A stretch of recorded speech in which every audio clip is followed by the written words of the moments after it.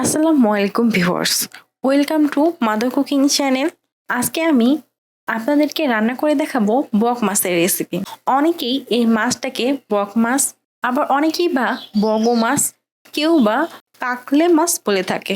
আর আপনারা এই মাছটাকে কি বলে থাকেন সেটা অবশ্যই আমাকে কমেন্ট বক্সে জানাবেন।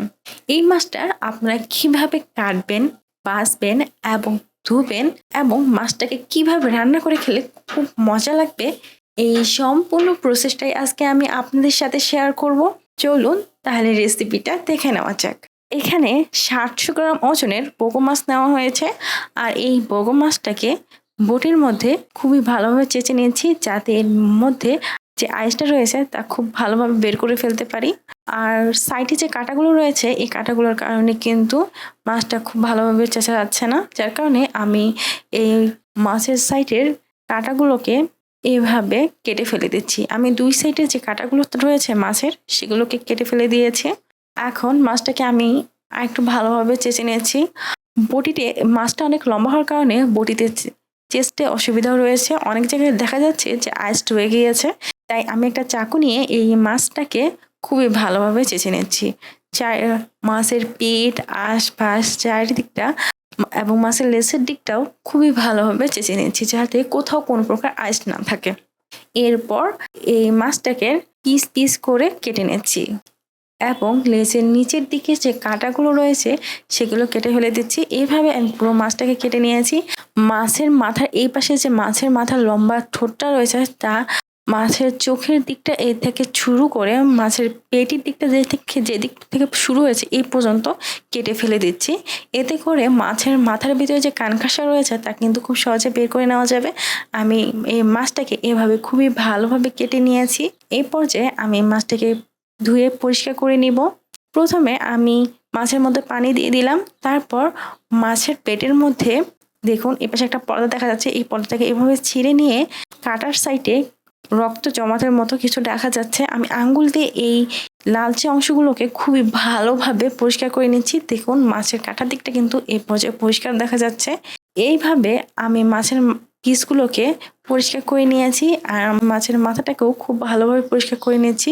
মাছের মাথার এইদিকে যে ফাঁকা অংশটা রয়েছে, এর মধ্যে কোনো রক্ত জমাট বেঁধে আছে কিনা তার জন্য আমি আঙ্গুল ঢুকিয়ে খুবই ভালোভাবে পরিষ্কার করে নিচ্ছি।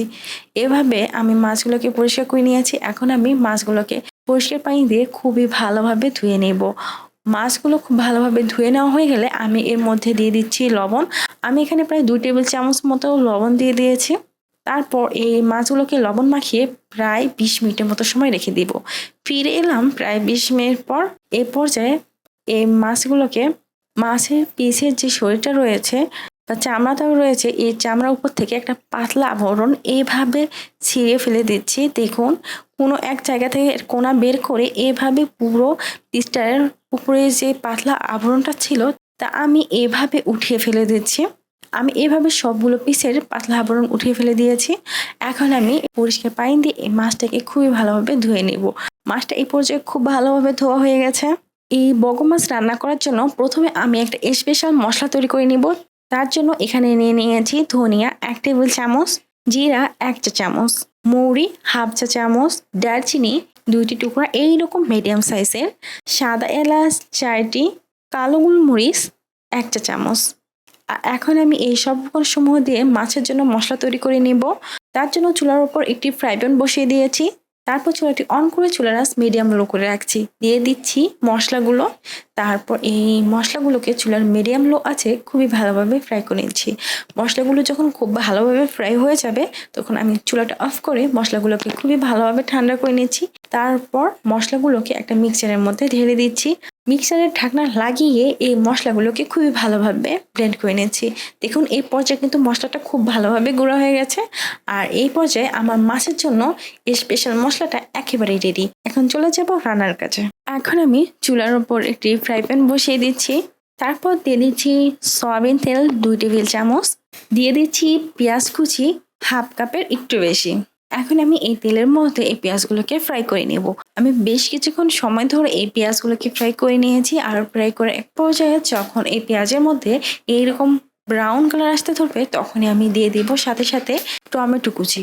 আমি এখানে হাফ কাপ টমেটো কুচি দিয়ে দিয়েছি। এখন আমি এই পেঁয়াজ আর টমেটোগুলোকে একসাথে খুব ভালোভাবে ফ্রাই করব। আর এই সময় অবশ্যই চুলা আঁচটা একটু কমিয়ে রাখতে হবে। আমি একটু সময় নিয়ে টমেটোগুলোকে আর পেঁয়াজগুলোকে ফ্রাই করে নিয়েছি। আর এই সময় দেখুন টমেটোটা অনেকটাই গলে যেতে শুরু করে দিয়েছে। এই পর্যায়ে আমি দিয়ে দিচ্ছি পানি 1 কাপ, আর দিয়ে দিচ্ছি আমি মাছের জন্য যে স্পেশাল মশলাটা তৈরি করে রেখেছিলাম সেই মশলাটা আমি এখানে অর্ধেকটা দিয়ে দিচ্ছি। তারপর এই পানির মধ্যে এই মশলাগুলোকে কষিয়ে কষিয়ে রান্না করব। যখন পানিটা শুকিয়ে যেতে শুরু করবে বা গ্রেভিটা একেবারে গাঢ় হয়ে যাবে তখনই কিন্তু আমি চুলাটা অফ করে দিব। এখন আমি এখানে পরিষ্কার করে ধুয়ে রাখা সেই মাছগুলো নিয়ে নিয়েছি। এই মাছগুলোর মধ্যে দিয়ে দিচ্ছি হলুদের গুঁড়া 1 চা চামচ, মরিচের গুঁড়া 1 চা চামচ। আর এই হলুদের গুঁড়ো আর মরিচের গুঁড়ো দিয়ে আমি এই মাছগুলোকে খুব ভালোভাবে মেরিনেট করে নিব। মাছগুলো খুব ভালোভাবে মেরিনেট হয়ে গেলে আমি চুলার পর একটি ফ্রাই প্যান বসিয়ে দিচ্ছি। দিয়ে দিচ্ছি সয়াবিন তেল 1/3 কাপ। তেলটা গরম হয়ে এলে আমি এই মাছের পিসগুলো এই তেলের মধ্যে ফ্রাই করে নিব। মাছগুলো দেওয়ার অল্প কিছুক্ষণের মধ্যেই আমি মাছগুলোকে উল্টে দিয়ে মাছগুলোর ওই সাইডটাও ফ্রাই করে নিয়েছি। এই পর্যায়ে মাছটা 40% মতো ফ্রাই হয়ে গেছে। এখন আমি এই মাছগুলোকে উঠিয়ে নিচ্ছি। কড়াইয়ে থাকা অবশিষ্ট তেলের মধ্যে দিয়ে দিচ্ছি রসুন কুচি 2 টেবিল চামচ, দিয়ে দিচ্ছি আদা কুচি 1 টেবিল চামচ, আর কাঁচা মরিচ কুচি 1/2 টেবিল চামচ। এখন আমি এই সব উপকরণসমূহকে ফ্রাই করে নেব। আমি প্রায় 2 মিনিটের মতো সময় এগুলোকে ফ্রাই করে নিয়েছি। এই পর্যায়ে কিন্তু আদা, রসুন, কাঁচামরিচ খুবই ভালোভাবে ফ্রাই হয়ে গেছে।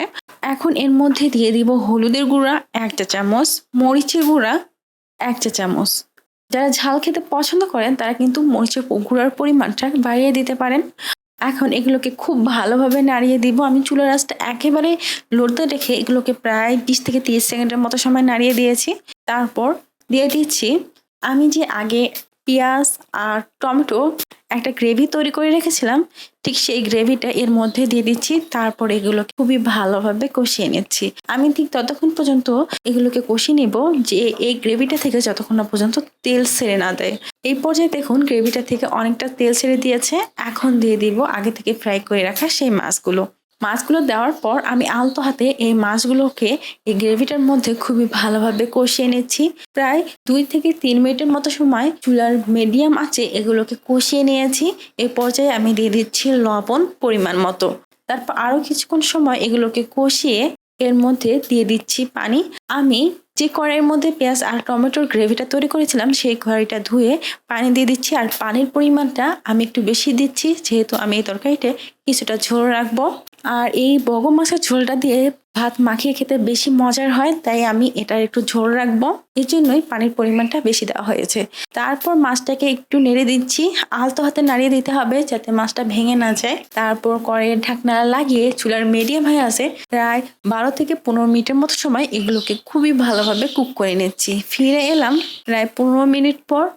এ পর্যায়ে মাছটা কিন্তু খুবই ভালোভাবে কুক হয়ে গেছে। এখন আমি এর মধ্যে দিয়ে দিব কাঁচামরিচ। আমি এখানে 2টি কাঁচামরিচ ছোট করে কেটে দিয়ে দিয়েছি। দিয়ে দিচ্ছি ধনিয়া পাতা কুচি। আমি ধনিয়া পাতা কুচিগুলোকে এভাবে চারদিক থেকে ছড়িয়ে ছিটিয়ে দিচ্ছি। তারপর আরো 3 মিনিটের মতো সময় চুলার উপর বসিয়ে রেখে চুলার মিডিয়াম আঁচে এটাকে রান্না করে নিয়েছি। এ পর্যায়ে কিন্তু আমার রান্নাটা একেবারেই কমপ্লিট। তৈরি হয়ে গেছে বগো মাছ রান্না। প্রিয় দর্শক, এই ছিল আমাদের আজকের রেসিপি। মাদার কুকিং চ্যানেলের আরো এক্সাইটিং রেসিপি নিয়ে আপনাদের সামনে আবার উপস্থিত হব। ভিউয়ার্স, আপনাদের সকলকে অনেক অনেক ধন্যবাদ জানাচ্ছি পুরোটা সময় আমাদের সাথে থাকার জন্য। আমি উইশ করব আপনারা সবাই ভালো থাকবেন, সুস্থ থাকবেন এবং মাদার কুকিং চ্যানেলের সাথে থাকবেন। এই চ্যানেলে নতুন হয়ে থাকলে চ্যানেলটি সাবস্ক্রাইব করুন এবং ভালো লাগলে লাইক, কমেন্ট ও শেয়ার করুন। ধন্যবাদ।